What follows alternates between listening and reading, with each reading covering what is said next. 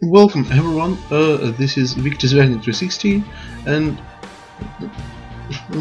to be honest, I wasn't sure whether I was going to make this video, but before making it I basically looked around YouTube for a while and around the web, around the internet, and I can't quite find this kind of video that reviews the matters at hand in a way that I want to.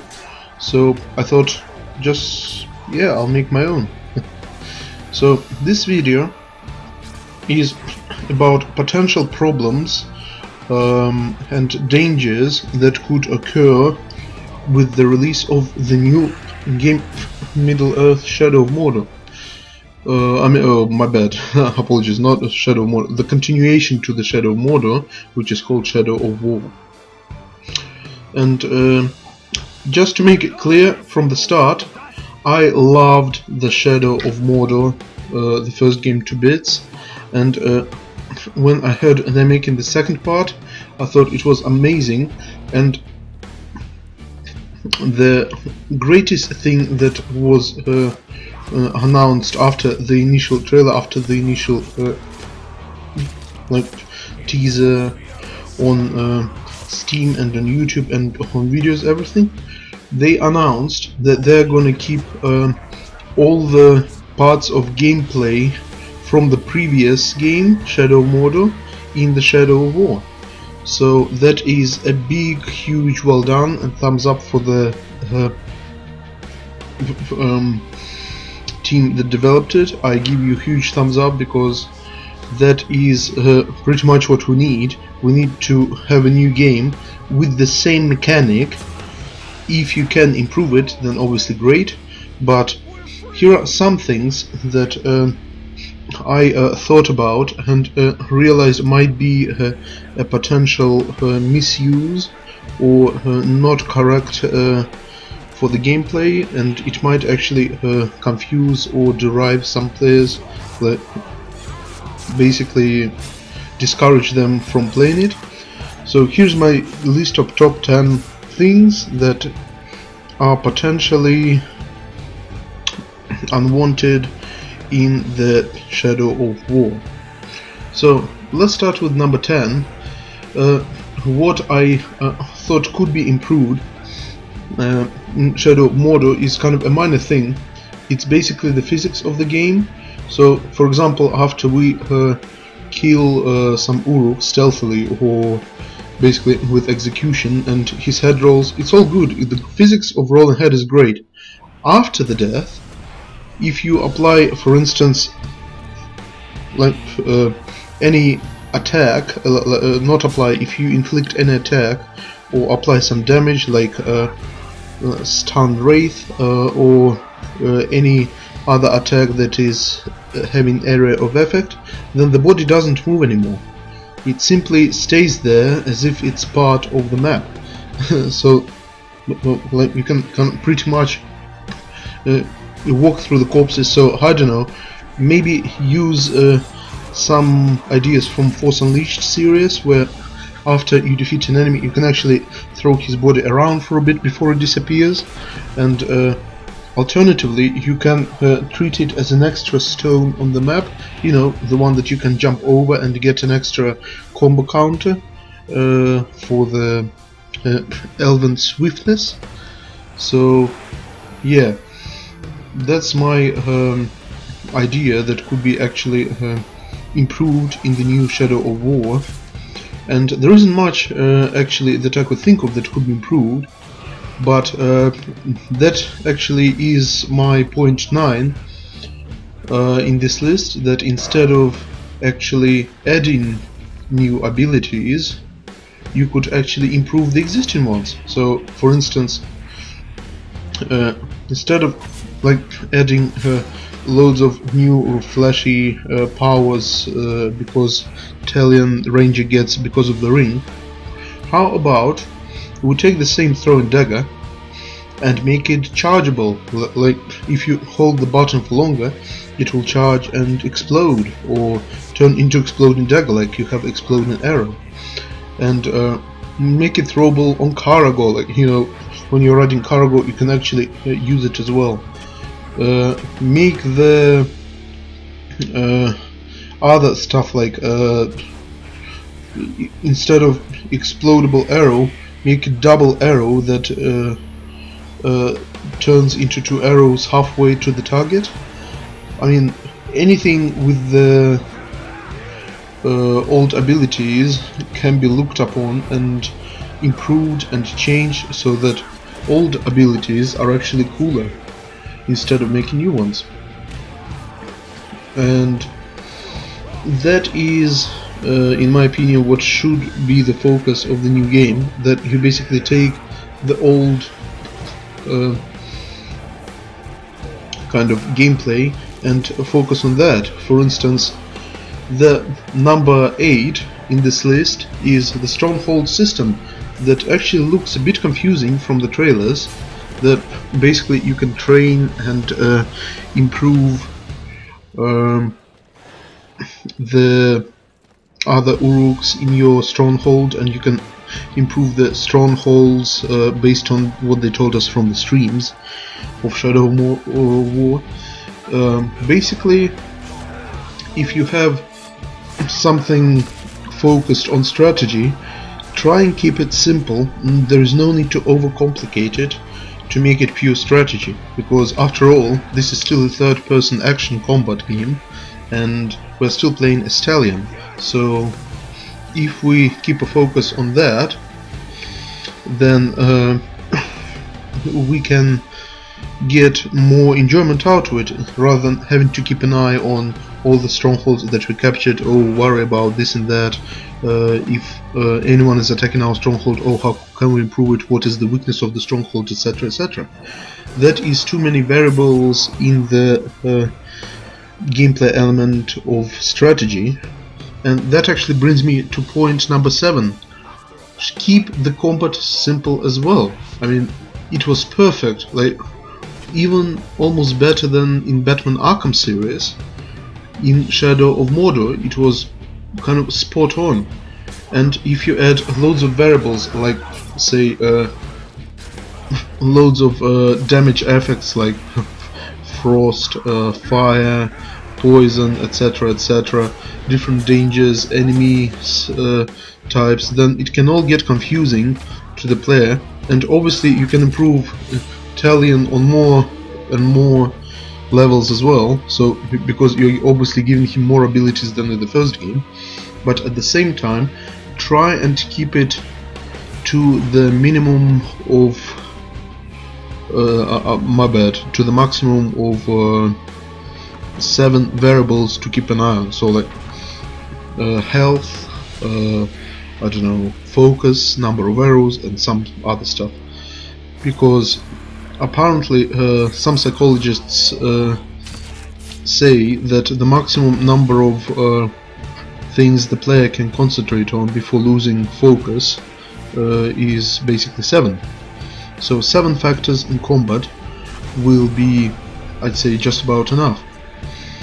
Moving to number 6, I would say try and keep the story just as much connecting with the player. Try and keep the character as much in connection with the players. Try and keep the player connecting with the character, basically, and don't let the customization of the relationships between Talion and other Uruk captains derive you from the main story.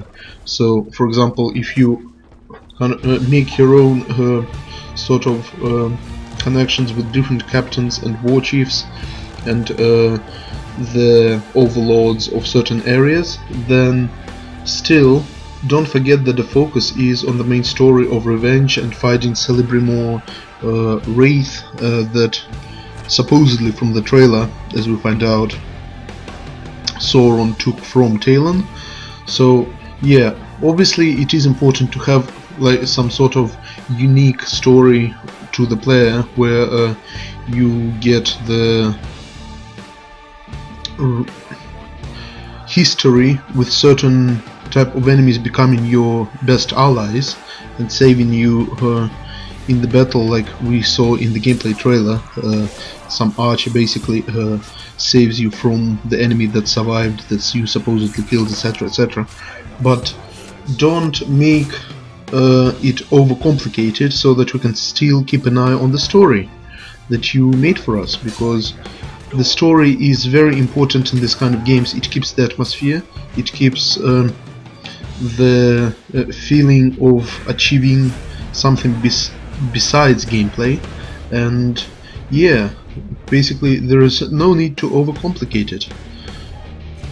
And the other thing that obviously makes it good for the atmosphere is the music, but I think the music was amazing in the first one, so no complaints there.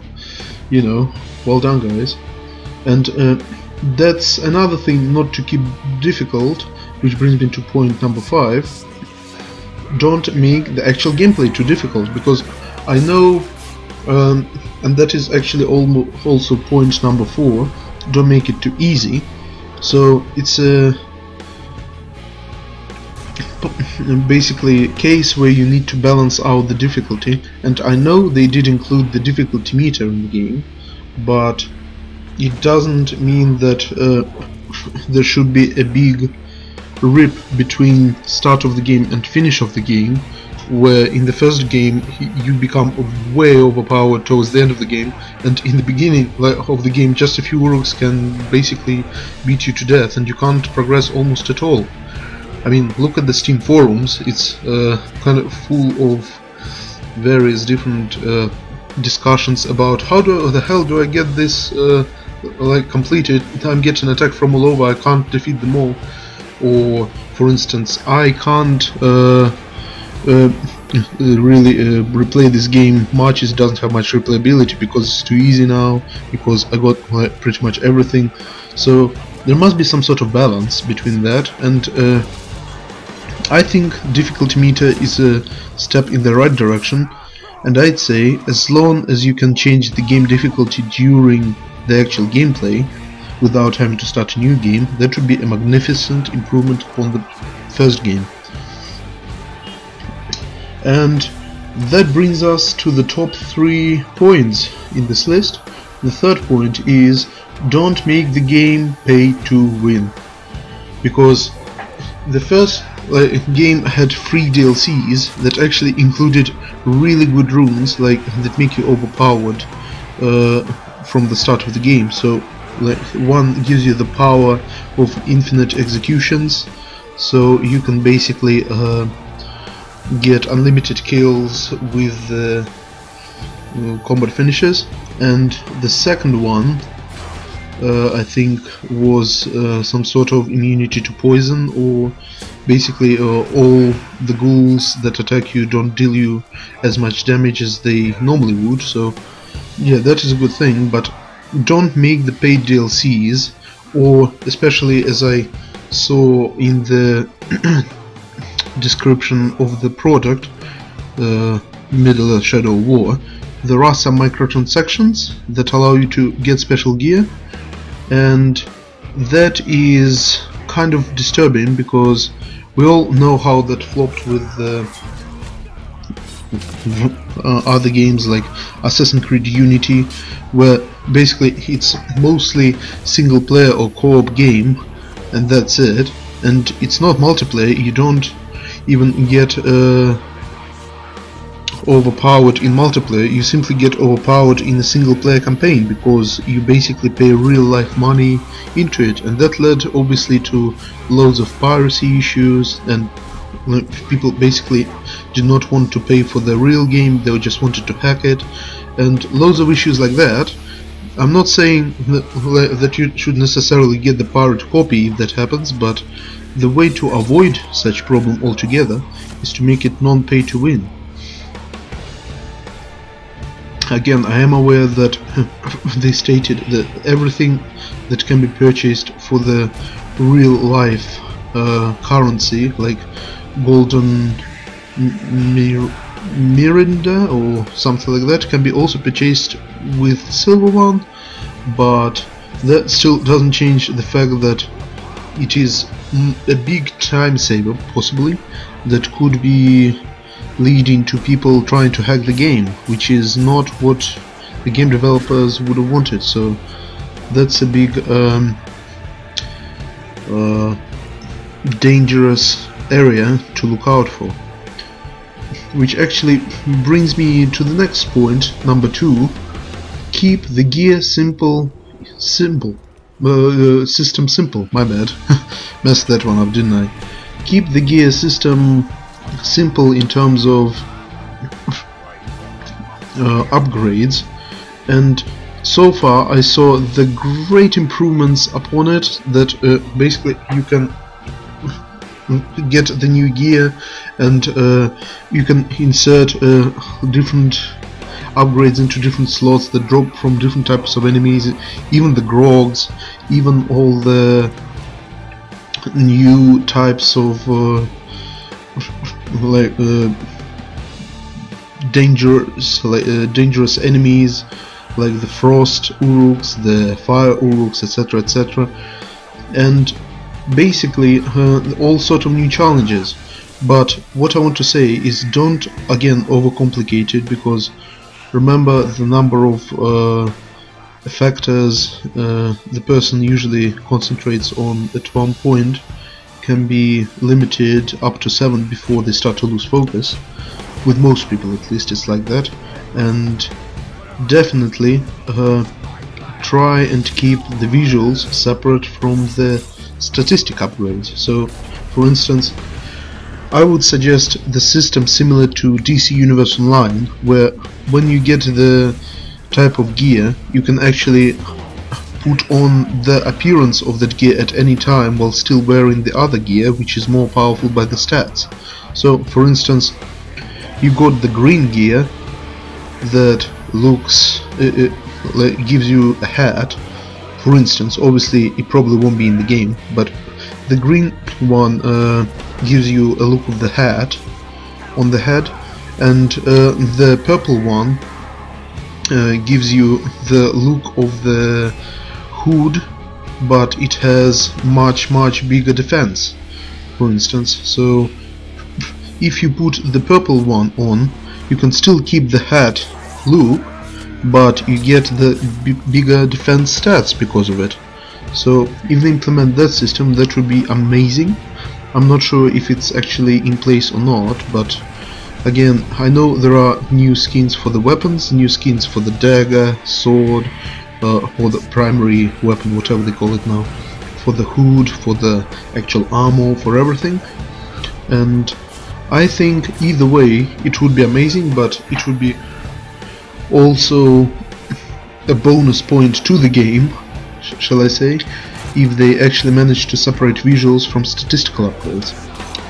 And at last, number 1, the last but not in any way least important point is optimize the game.